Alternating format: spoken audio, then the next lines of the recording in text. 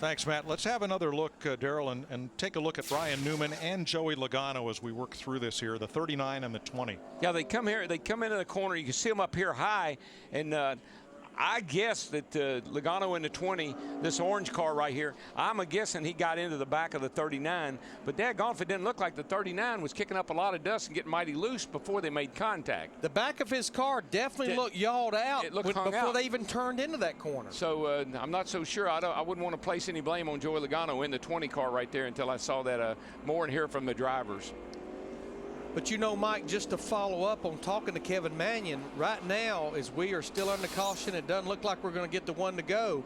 We've actually got 4 cars that should be very close on fuel. 4 of our top 5, which would include McMurray in the 1, Biffle in the 16, Montoya in the 42, and Kevin Harvick in the 29. But Krista, what is Brian Patty saying about that 42 car?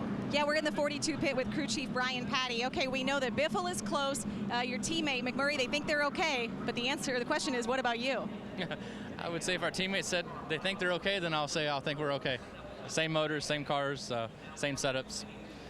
It's going to be interesting. It's crazy that it's come down to this, but you know, that's what the fans wanted. How close are you on fuel? I'm not going to disclose that information. That's what I thought. Thanks, Brian. You know why? He has no idea. That's right. I would like to tell you, but I don't know. You know, when you get stopped for speeding and the cop says, how fast were you going? Gosh, I'm just not sure. Well, here's one reason it's so hard to figure fuel mileage, Mike. You have all these programs to figure it. All these guys were on pit road about 146 to lap 147. When you're in the draft, you're getting better fuel mileage. These cautions, it's kind of a 2-to-1 ratio, 2 caution laps to 1 green flag ratio. You don't know how much fuel you were using when your car was in the draft. Probably the biggest problem, O'Leary, is the element of surprise here. I don't think anybody expected to go 2 green-white checkers, so you didn't tell your driver to save fuel. You probably told him, get on up there and get the job done. They didn't watch my opening earlier in the day when I said I thought we had a chance of going 3 green-white checkers. Robbie Gordon gets the free pass. And we'll be back on the lead lap. And we saw Logano's car being pushed to the garage and Jeff Burton's car under repair. He may get back into the race. We're not done yet, folks. Stay with us.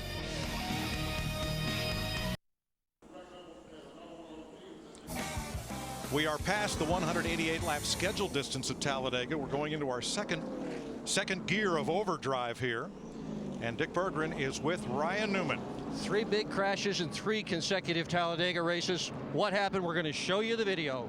I know, I just got hit from behind. I think the 20 hit me. I had to run on the outside. We were 4 wide, and it just kept hitting me, and just turned me around. I mean, it's just the way it works. I mean, I would have done the same thing to him. We all never lifted coming up to turn 3. So, I mean, it was going to happen. It's just a matter of who it was and where it happened. So, got to thank Office Depot for jumping on and sponsoring us for this race, and Haas Automation. But it's Talladega Racing. What do you say? Or Talladega. You can't even say Talladega Racing. One day your luck will change. We can only hope. Now there's Logano's car under repair, but there are 7 cars in the lead pack that have not been to the pits for 46 laps or more. Biffle and McMurray, the 2 leaders, Montoya, Harvick, Carl Edwards, David Reagan, and David Rudiman.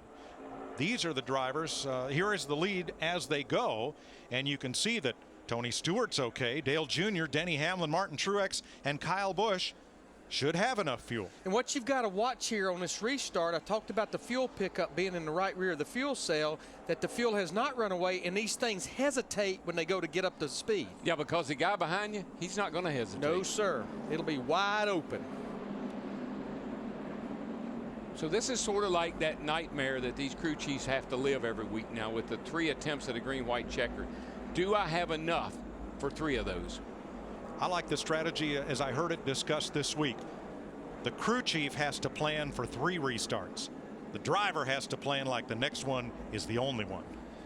Let's make sure we explain the green-white checkered procedure. Once the leader takes the white flag, no matter what, we then have a race. We have a race in the books. Right. As long as the leader takes the white flag under the green flag, the next flag, checkers or wreckers, ends the race.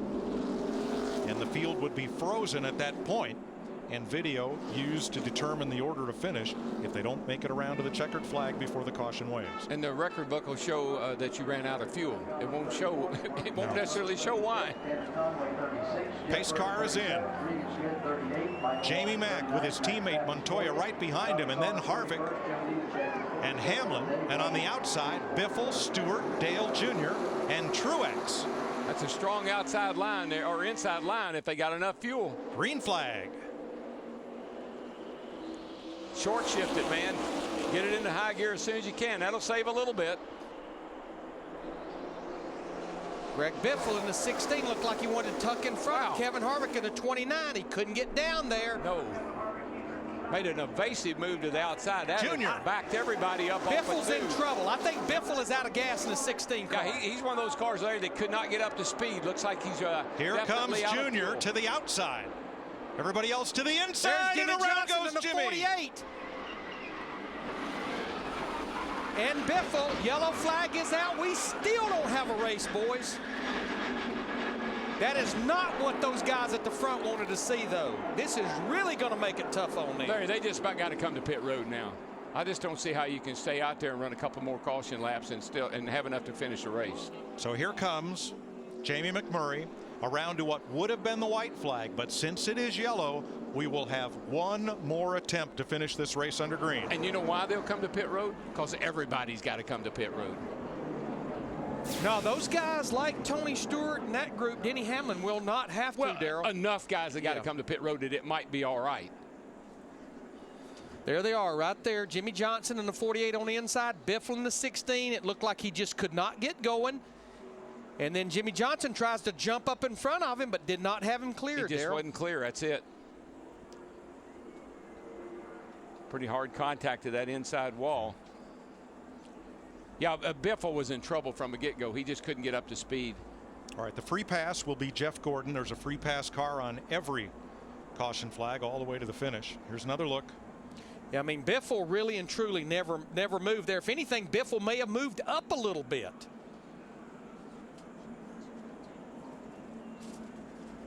Boy, hats off to our NASCAR on Fox camera crew, because the pictures and these replays they've given you today have just been outstanding. I think Johnson thought he was so much faster than Biffle right here. He needed to get out of that box and couldn't do it. Just made his move a little too soon. All right, in Jimmie Johnson's defense, I'm pretty sure, maybe we can even play it again, heard Earl Barb and his spotter say, outside only. Kurt Busch just missed it.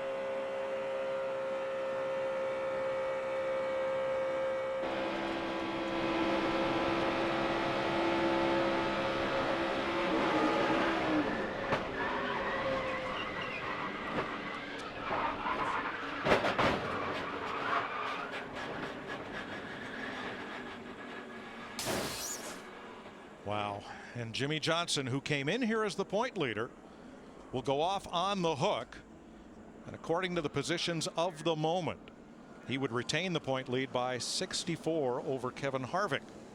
Greg Biffle might slip to third depending on how many positions he can regain when we restart.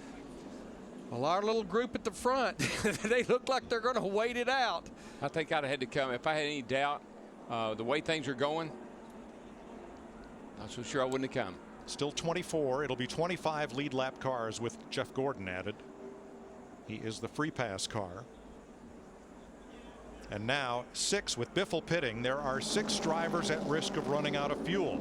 McMurray, Montoya, and Harvick, the 3 leaders, plus Carl Edwards, David Rudiman, and David Reagan. I think we'll see Kevin Harvick come to pit road because we're getting a report he thinks he has a left front flat. I think we've got that audio that we just heard on the 48 car spotter.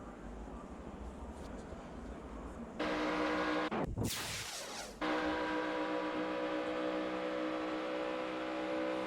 got a whim, maybe run out of gas in the middle. 16's coming back your way, so 14 inside is clear, clear, clear, clear.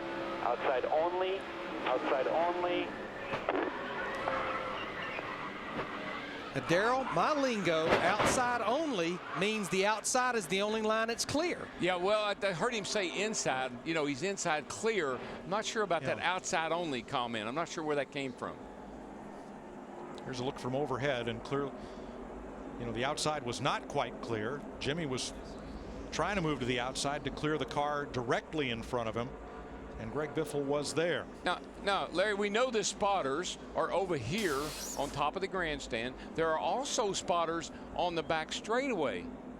A lot of teams elect not to use that spotter because they're scared they'll talk across each other. That was Earl Barbin, who's the primary spotter that's on top of the main grandstands talking to the 48 car.